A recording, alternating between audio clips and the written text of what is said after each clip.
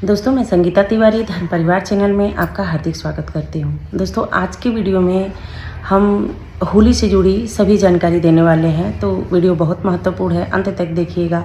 अगर वीडियो पसंद आए तो लाइक और कमेंट ज़रूर कीजिएगा। दोस्तों, आपका एक लाइक और कमेंट मेरे लिए बहुत महत्वपूर्ण होता है, तो लाइक तो ज़रूर ही किया कीजिए।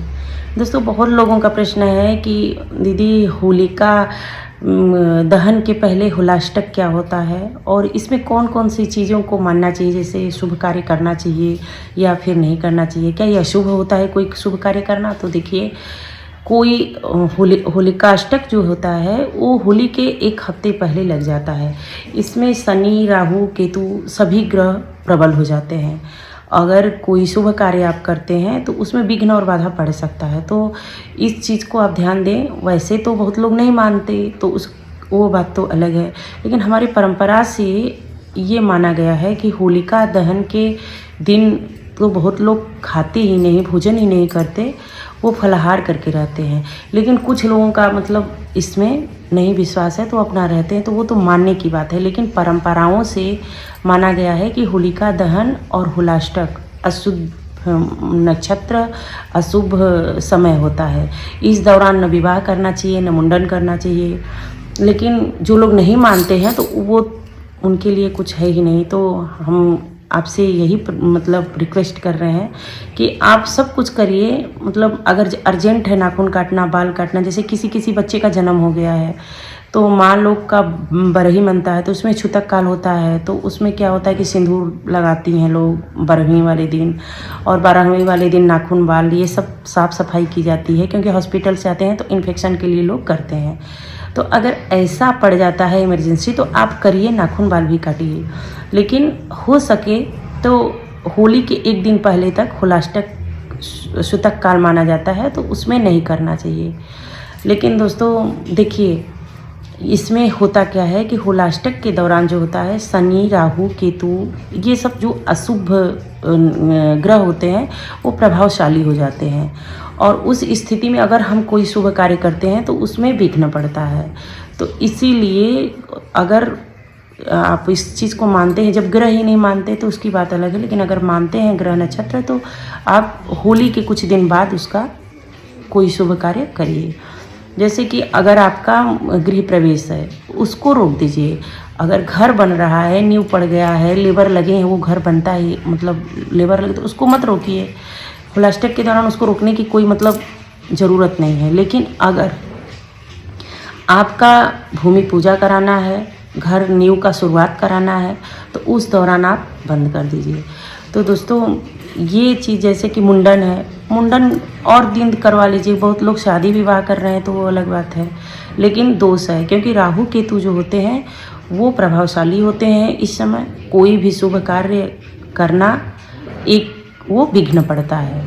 अगर किसी तरह सफल भी हो गया तो आगे जाके वो परेशान व्यक्ति होता है, तो उस समय नहीं करना चाहिए।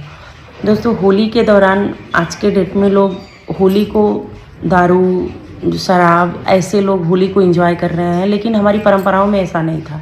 हमारी परंपराओं में गुलाल और अबीर से खेला, जो गुलाल और रंग से ऐसे होली होती थी, उसमें आपस में प्रेम होता था, गुझिया और मिठाइयाँ बांटा जाता था।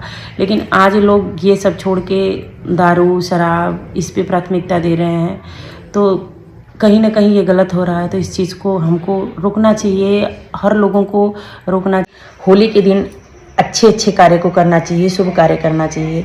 दोस्तों, कुछ लोगों का प्रश्न है कि दीदी क्या होलाष्टक में कहीं आना जाना नहीं होता है? होलाष्टक जो लग जाता है तो उसमें क्या नाखून नहीं काटे जाते, बाल नहीं काटे जाते, या फिर स्थान परिवर्तन नहीं किए जाते? तो देखिए, स्थान परिवर्तन आप कर सकते हैं, लेकिन हाँ, अगर शादी के पहली बार आए हैं तो दूसरी बार जा रहे हैं तो उसमें स्थान परिवर्तन नहीं करेंगे। क्योंकि देखिए, इस जो होलाष्टक लग जाता है, होली के एक हफ्ते पहले तक, एक हफ्ते पहले वाली जो अवधि होती है वो होलाष्टक मानी जाती है। मतलब 2025 में 7 मार्च को होलाष्टक लग रहा है और 14 मार्च को होली है। तो इसके दौरान आप, होलाष्टक के दौरान आप कोई भी शुभ कार्य नहीं करिए। जैसे स्थान परिवर्तक सुहागन महिलाएं न करें। और देखिए, सुहागन महिलाएं के लिए सुहाग की सामग्री सबसे शुभ मानी जाती है, तो उस समय आप कोई भी शुभ मतलब सिंदूर बिंदी ऐसे पूजा पाठ के लिए खरीद लीजिए, लेकिन स्वयं के लिए एक खरमास की तरह ही होलाष्टक अशुभ माना जाता है। इस समय राहु, केतु, शनि जैसे जो भी ग्रह होते हैं वो प्रभावी होते हैं। तो इस समय आपको नहीं करना चाहिए, कोई भी ऐसा कार्य नहीं करना चाहिए जिसका दुष्परिणाम आपको लंबे समय तक भोगना पड़े। तो दोस्तों, होली के दिन कौन से शुभ कार्य करना चाहिए? तो देखिए, होलिका दहन की अग्नि की परिक्रमा करना सर्वश्रेष्ठ माना जाता है। यह नकारात्मक शक्तियों को दूर करता है और जीवन में सुख समृद्धि लाता है। परिक्रमा करते समय नारियल, हल्दी, कुमकुम और गेहूं अर्पित करना शुभ माना जाता है। घर में दीपक जलाना शुभ माना जाता है। होली के दिन मुख्य द्वार पर तुलसी वृक्ष के पास और शमी वृक्ष के पास अगर आप दीपक जलाते हैं पीपल वृक्ष के पास मुख्य द्वार पे, तो यह 1 साल तक शुभ परिणाम देता है। होली के दिन या फिर दिवाली के दिन अगर आप दीप जलाते हैं, अधिक से अधिक दीप जलाते हैं, तो इसका आपके ऊपर शुभ परिणाम मिलता है, आपके ऊपर शुभ प्रभाव पड़ता है। ज़रूरतमंदों का मतलब मदद कीजिए, बूढ़े बुजुर्गों की सेवा कीजिए, भगवान विष्णु, शिव और बजरंगबली का पूजा कीजिए। इस दिन विष्णु जी, शिव जी और हनुमान जी की पूजा करने से विशेष कृपा प्राप्त होती है। घर में हवन करना, होली के दिन हवन करना सबसे सर्वश्रेष्ठ माना जाता है। गंगा जल का छिड़काव करें अपने घर में, इससे घर में शुद्धि होती है, घर की शुद्धि होती है और देवी देवताओं की कृपा बनी रहती है। तो दोस्तों, बच्चों और महिलाओं को मिठाई खिलाना, जैसे उस दिन गुजिया बनाया जाता है, हर घर में ये देखा जाता है कि होली के दिन, दिवाली के दिन भी मनाया जाता है बूंदी के लड्डू, तो उसी तरह गुजिया बहुत प्रसिद्ध मीठा माना जाता है होली के दिन के लिए। तो गुजिया बनाइए और उसके बाद अपने घर में गोबर के उपले बना के उसको जब वो होने लगे, होलिका दहन होने लगे, उसमें ले जाके उस कंडे को आप डाल दीजिए। अपने मतलब घर के सभी सदस्यों को 5-5 कंडे लेके और 7 बार घुमा के और अपनी मनोकामना बोल के, आपको जो रोग है, दुख है, जो भी तकलीफ है, अगर आप उसको ले जाके कंडे को डालते हैं तो ये अति शुभ माना जाता है।